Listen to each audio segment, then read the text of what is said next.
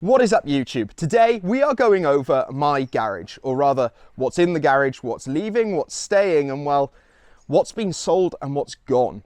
So obviously you can see there's a few vehicles behind me, so we'll start with those and then we'll turn over to talk about the one car that's not here that's got a really interesting story. So let's get into it. First of all is the Land Rover Defender 90 hardtop commercial. This is a D350 and it's a HSE top dynamic. Most notably, it being a commercial, well, it's got no rear windows, apart from obviously the rear glass behind the tyre, and it's got the kind of caged rear. No rear seats, and it's got a jump seat in the middle. So, very much a work vehicle. This car came about through TGE. I don't know if any of you watch him, but I've watched him since I was about 18, 19. And well, he posted in his Instagram broadcast channel that there was an insane deal on these. Now, bear in mind, that's a £72,000 car. And I love Defenders, I've always wanted one, but I never wanted to pay that much. That would cost me, what, £1,000 a month on a PCP or a HP? And on top of that, there are the reliability issues. So, I did the lease. This car cost me £4,000 down and cost me £380 a month.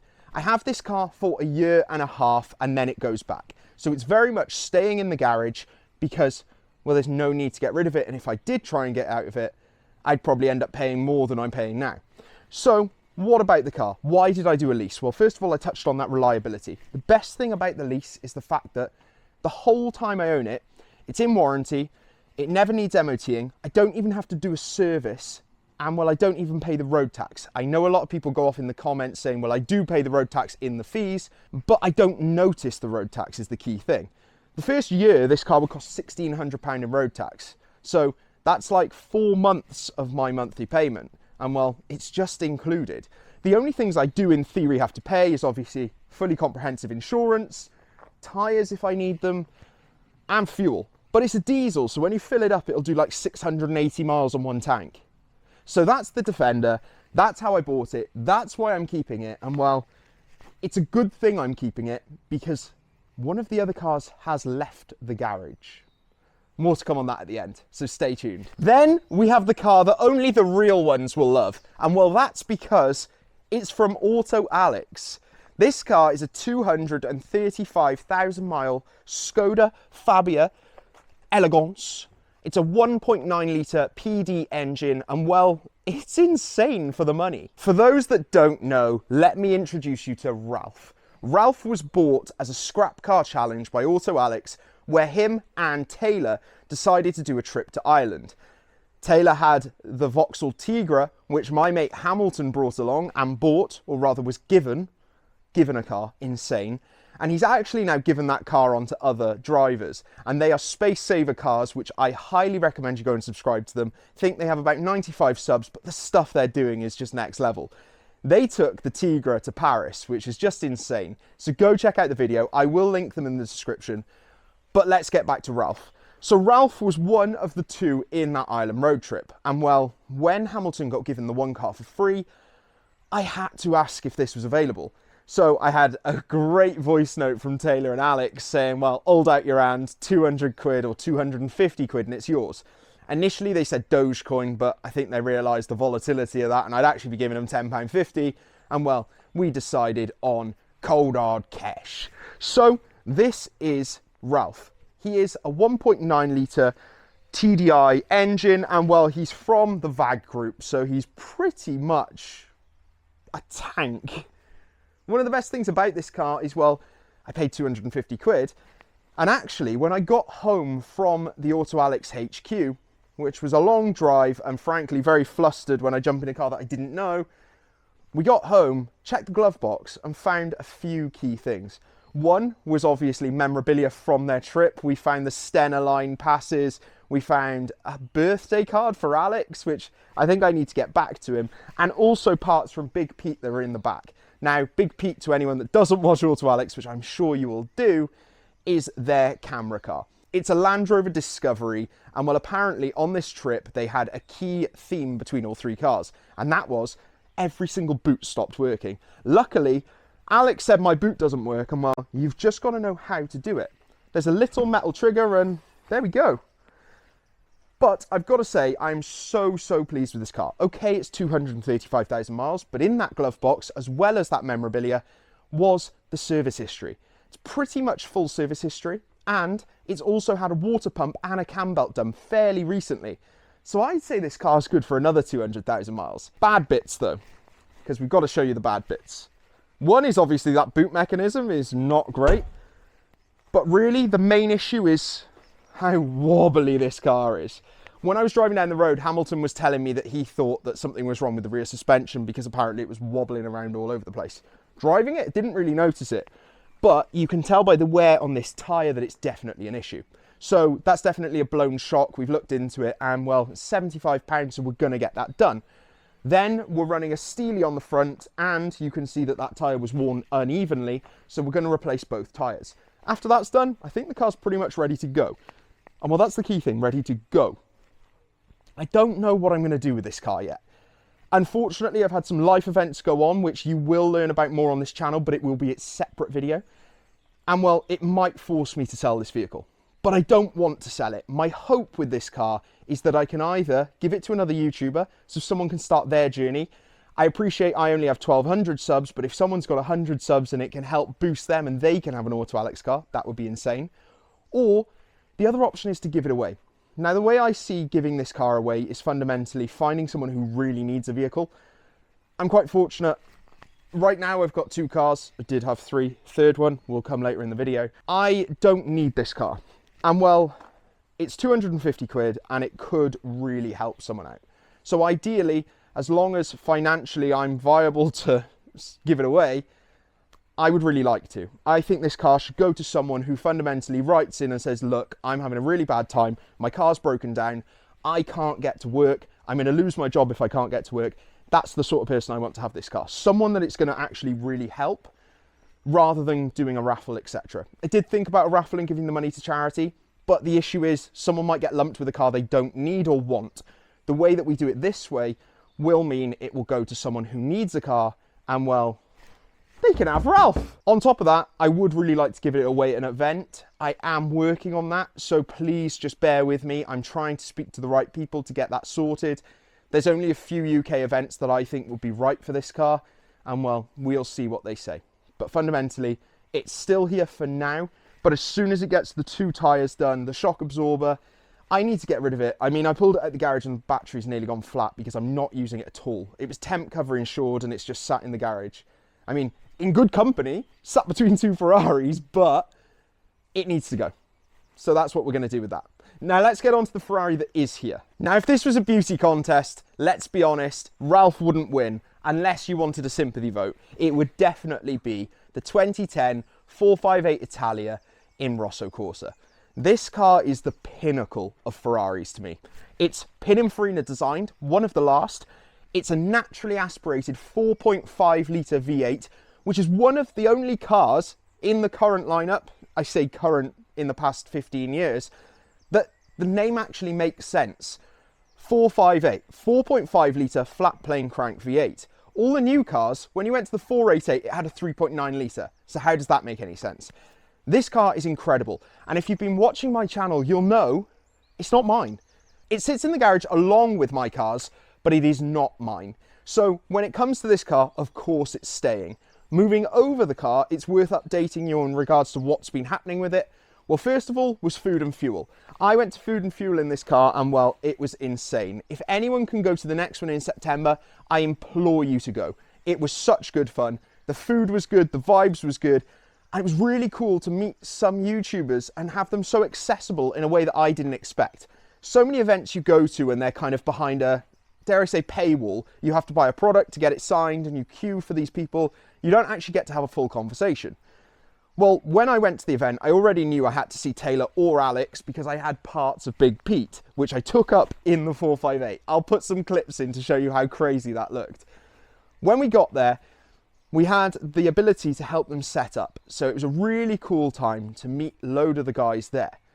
And well, it was really cool to have some real quality time with Chris Hill, Alex, Taylor, as well as Jack McNeil and a few other guys that I didn't expect to be at the event, as well as Ben Fowler as well.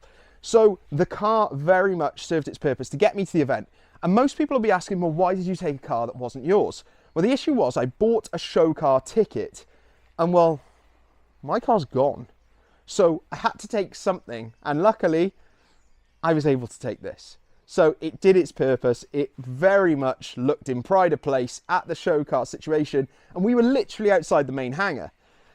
So after that, it's had to go for its routine MOT, and it flew through with passing colours. The only thing with this now is that it needs a service in September, and the reason for that was in COVID. Basically, there was that issue of getting things booked in because everything was shut down. So we got the MOT done at a different time to the service. So come September, that'll be serviced, and well, it'll sit in the garage for many more years to come. It's got 30,000 miles on it, and well, most of that was done in the owner's ownership, and well, I'll let you know, it's my dad's car, but don't start with the daddy's money or whatever. The 360 I bought myself. The Defender is mine. That's all me. And well, the Skoda is too. 250 quid that bad boy cost. So the car here is on 30,000 miles, and well, it fits that golden rule for Ferrari if you've ever heard it. Main dealers normally go off the factor of 2,000 miles a year sits within their main dealer. Otherwise, they normally shift them out to other parties within the market. That's what Ferrari approved normally sits to, is about 2,000 miles a year. 30,000 miles sounds like nothing on anything else, especially next to 235,000 miles. But for a Ferrari, that's quite a lot. But in my head, that's what makes this car so good, because it's being used, parts get replaced, wear and tear items have been done, and no fluids sit within the car for too long. We brought this in on the same day another 458 went in for service last year, and the other car had delivery miles. The delivery car had to have all the coolant lines replaced because all the fluids and liquids had sat at the bottom of the car and it corroded all the pipes, whereas this thing flew through. So what am I saying here? They need using, it will get used, and it's not going anywhere. Now let's go on to the elephant in the room, and that is my gated manual Ferrari 360, which you guys won't have seen on the channel for months. I did my final drive, and well, everything kind of unraveled from there. So let's get into it. Random fact, golf clubs fit in a Defender pretty well, especially a commercial. Now, you'll be wondering, why did I say that? Well, actually it was to break the ice. I'm here just to ask, if you're enjoying this video so far, please like, please subscribe, and please follow the journey. There's going to be giveaways, there's going to be lots more automotive content, especially with cars that aren't my own, and well, I think I've said enough, so let's get back to the video. Now I've dropped back for a wide frame because the car I'm about to talk about isn't even here. And that is my Ferrari 360. 74,000 miles, gated manual, Rosso Corsa with a black leather interior, and well, it's my dream car. In fact, a few weeks ago, I actually went to the Auto Alex guys and asked on their podcast, should I keep or quit? It's a bit of a difficult question, and it's something that I've constantly been trying to work out and weigh out. The issue is, if anyone that asks me that's friends or family, and I say about selling that car, they will literally go, which way's the wind blowing? Because every single time I look at the car or drive the car, I want to keep it. And every time I have a bill, I want to sell it. Now the Ferrari 360 in my ownership, I did 17,000 miles, and well, it's been faultless. Very little went wrong, and overall the cost for repairs and maintenance have been very, very cheap. The issue is that obviously everything then runs its course. It went in for sale in, I think, November last year, which straight away, if you're trying to sell a Ferrari, is the wrong time to put it up for sale. You should wait till now, April/May. I put the car up for sale, and we had quite a lot of interest, which was really great. We had about 5, 6, 7 people come and see it. A few people lowballed. A few people were interested but wanted to have X, Y, and Z done, which I was happy to approve. And well, in that process, someone actually agreed to buy the car. So the others kind of fell off. When they agreed to buy the car, they said, yes, we'll have it. They agreed a price. The car was sold, in theory. Then it went on, the guy just went quiet, couldn't get hold of him, and well, obviously it ends up then that he was looking for finance. He then got put through to a finance vendor, and well, from my understanding, as soon as they started asking for bank statements, etc., it wasn't for him. I don't know why. That could be for a lot of reasons. I'm not going to go into anyone's financial background. I don't know why someone would drop out at that point. Maybe they had the monthly back before that and thought, well, actually, it's out of my budget, I don't want to do that. So the car was then left. Another person then came to view it and said, oh, the thing is, I think where it's being used and where it's now being sat, there's a few things that need doing. So I booked it into a local garage to get those bits looked at. They said, no, they're fine. I think the only thing they had to do was tweak the exhaust. We moved past it. Then it came to its MOT and it failed on all the points that I'd asked them to look into. So now it's at the big boys in Cheltenham called Bob Houghton's, who quite literally have probably never worked on such a cheap car. They work on 250 GTOs, you know, anything of that caliber. Bear in mind, when I walked in, I'm not kidding, they must have had like 40 million pounds worth of stock and then my little old 360 in there. So the 360 went there, it's had the rose joints done, it's had the handbrake done, and I believe the last bit is the ABS motor, which seemingly was meant to be refurbed, but it looks like it might be more. It might be a replacement part. This is the first time I've gone over this. So we're currently looking to source a new ABS motor. That's what's happening currently. But in the meantime, someone came to me and said, well, would you swap it? So that's where I'll leave that for today. The Ferrari 360 is gone and I've swapped it for something. There will be a full video coming on it. And in fact, there might even be a sit down with a few YouTubers on this so that we can go over the swap and compare what I've done. Hopefully it stands me in good stead to move on and get something even better for the channel.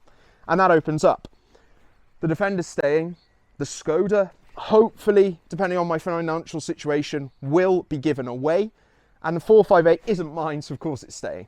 Ferrari 360 has, to this point, touch wood, gone once the ABS motor is sorted and it has a full cam belt service. So that leaves a big hole in my garage, and that for me is my enjoyable project slash YouTube car. The Defender's great, but I can't do anything to it. It's a lease, and why would I do anything to it? It's perfect. The Skoda, there might be some videos on detailing that car and trying to bring it back to life in some respect, doing the shock absorber, getting the tyres done, etc. But there's not much legs in that car.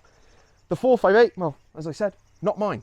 I'm not going to do anything to it because why would I want to? It's a beautiful car and I have the ability to drive it, and that's all I want from it. So that leaves a car-shaped hole in my garage. And well, I think at this current point in time, it's going to be another 997 911. I've already spoke to a few YouTubers saying that they can borrow it, so I better bloody get one. And well, that's the video. Hopefully there'll be another 997 911 that the next time I do a garage update will probably sit where the Skoda is. So that's it.